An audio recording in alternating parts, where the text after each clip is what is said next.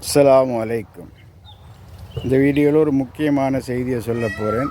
அது நாங்கள் படித்த விஷயம், அந்த ஆரம்ப காலத்தில் அது சம்மந்தமாக தான் சொல்ல போகிறேன் இன்ஷா அல்லாஹ். காடும் காடு சார்ந்த இடமும் முல்லை என்று சொல்லுவாங்க. பண்டைய காலம் அது அந்த காலத்து மக்கள் நம்ம வாழ்கிற இந்த நிலத்தை 5 வகையாக பிரிச்சிருக்காங்க. அதில் ஒன்று தான் இந்த காடு. காடும் காடு சார்ந்த இடமும் முல்லை அப்படின்டா. காட்டுக்கு பக்கத்தில் வயல் வரப்பு இருக்கும், ஆடு மாடு வளர்ப்பாங்க தொழிலுக்காக. அதெல்லாம் சேர்ந்தது தான் காடும் காடு சார்ந்த இடமும். உதாரணத்துக்கு இப்படி இருக்குது, இந்த காட்டோடு சேர்த்து நம்மளோட வயல்.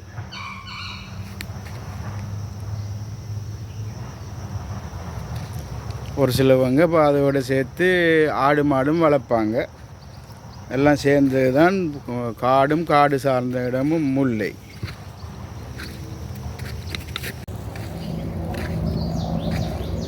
அந் 5 வகை நிலம் எதுன்னு சொன்னால், மலையும் மலை சார்ந்த இடமும் குறிஞ்சி, காடும் காடு சார்ந்த இடமும் முல்லை, வயலும் வயல் சார்ந்த இடமும் மருதம், கடலும் கடல் சார்ந்த இடமும் நெய்தல், மணலும் மணல் சார்ந்த இடமும் பாலை.